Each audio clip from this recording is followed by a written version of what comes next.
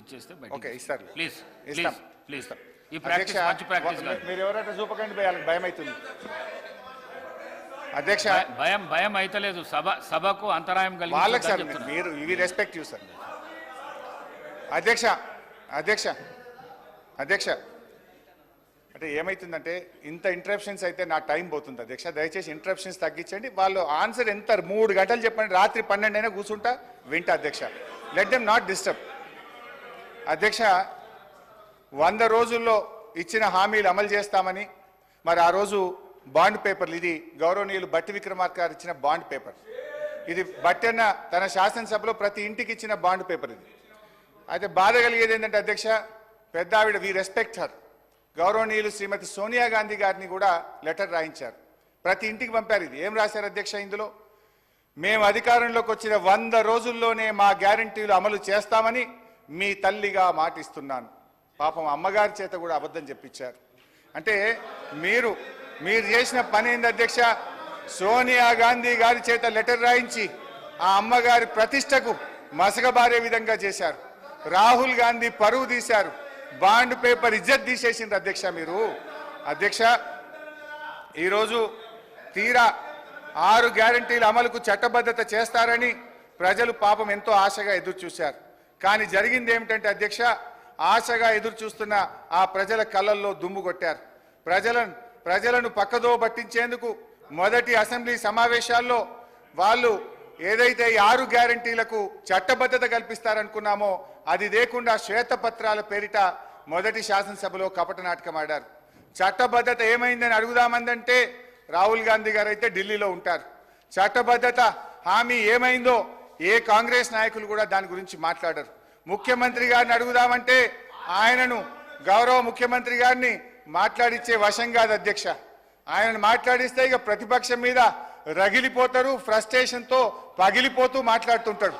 ఆయన మాటలు ఎట్లుంటాయంటే అధ్యక్ష, ఆయన మాటలు పేగులు మెడలేసుకుంటా, కనుగుడ్లతో గోటీలాడతా, లాగుల తొండలు జొర్రగొడతా, పండబెట్టి తొక్కుతా, గోసి ఊడగొడతా, లాగులు ఊడగొడతా అంటూ రాక్షస భాషలో చెలరేగిపోతుంటే పాపం సామాన్య ప్రజలు ఈ ముఖ్యమంత్రి గారిని చట్టబద్ధత ఏమైంది, 6 గ్యారెంటీలు ఏమైందని అడిగే ధైర్యం ఉంటుందా అధ్యక్ష? అధ్యక్ష హరీష్ రావు గారు బడ్జెట్ పైన మాట్లాడండి. ఇది నేను మాట్లాడలేను, గౌరవ సభానాయకుడు అన్న మాటలే యాద్ చేసిన. బడ్జెట్ ఉన్నది అది అయితే అధ్యక్ష. ఓకే అధ్యక్ష ప్లీజ్ అధ్యక్ష. అయితే అధ్యక్ష ఒకరోజు గౌరవ ముఖ్యమంత్రి గారు అల్లూరి సీతారామరాజు గారి కార్యక్రమానికి వెళ్ళారు హైదరాబాద్లో. నేను అనుకోకుండా టీవీ చూస్తున్నాను. అల్లూరి సీతారామరాజు గారి జన్మదిన కార్యక్రమం అనుకుంటా వెంకయ్య నాయుడు గారు వేదిక మీద ఉన్నారు. ఆ వేదికలో మాట్లాడుతూ వెంకయ్య నాయుడు గారు, కొంతమంది ప్రముఖులు, రాజకీయాల్లో భాష బాగలేదు, రోజు రోజుకు దిగజారిపోతుంది, బడ్జెటే దిగజారిపోతుంది అంటే ముఖ్యమంత్రి గారు ప్రామిస్ చేసిండు ఆ రోజు, ఇక ఈ ఆలట్ నుంచి నేను భాష మార్చుకుంటా, మంచిగా మాట్లాడతా అన్నాడు. కానీ మార్చుకోలేదు. సరే అధ్యక్ష. ఓకే అధ్యక్ష, ఐ రెస్పెక్ట్ యూ అధ్యక్ష. అధ్యక్ష నేను అధ్యక్ష వారట్లా మాట్లాడినా మాకు అభ్యంతరం లేదు అధ్యక్ష. మా బాధల్లా ఆ ముఖ్యమంత్రి కుర్చీకుండే గౌరవం పెరగాలి, ఈ రాష్ట్రం యొక్క ప్రతిష్ట మసకబారద్దనేదే మా తాపత్రయం తప్ప వేరే లేదు. ఒక చిన్న ఎగ్జాంపుల్ చెప్తా అధ్యక్ష. గ్రూప్ 2 ఉద్యోగాల కోసం నిరుద్యోగులందరూ కూడా రోడ్ల మీదకి వచ్చి వాళ్ళు వాయిదా వేయాలని అడిగితే గౌరవ ముఖ్యమంత్రి గారు ఏమన్నారంటే, ఎవరైనా వాయిదా వేయమని అడిగేది, సన్నాసులు అడుగుతున్నారు వాయిదా వేయమని అన్నారు.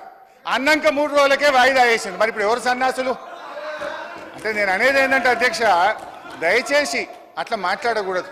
అదేవిధంగా మోతీలాల్ అనే ఒక నిరుద్యోగి నిరాహార దీక్ష చేస్తే ముఖ్యమంత్రి గారు ఏమన్నారంటే, ఆయన అప్లికేషనే పెట్టలేదు, ఆయనకు అసలు హాల్ టికెటే లేదు అన్నాడు. తెల్లారైన 3 హాల్ టికెట్లు బయట పెట్టిండు. ఎవరి గౌరవం దెబ్బతిన్నది? మేమనేది ఒక ముఖ్యమంత్రి స్థాయిలో ఉన్నప్పుడు బాధ్యతాయుతంగా మాట్లాడితే రాష్ట్ర గౌరవం బాగుంటుంది, వారికి కూడా మంచిగా ఉంటుంది. ముఖ్యమంత్రి గారి రాజకీయ రొదలో, తిట్ల దాడిలో 6 గ్యారెంటీల చట్టబద్ధత ఏమైంది మహాప్రభు అనే. 1 మినిట్ ఒకటి సార్, గౌరవ సభ్యుడు హరీష్ రావు గారు దాదాపు 1:30 అయింది సార్ మాట్లాడబట్టి. 1:30కెళ్ళి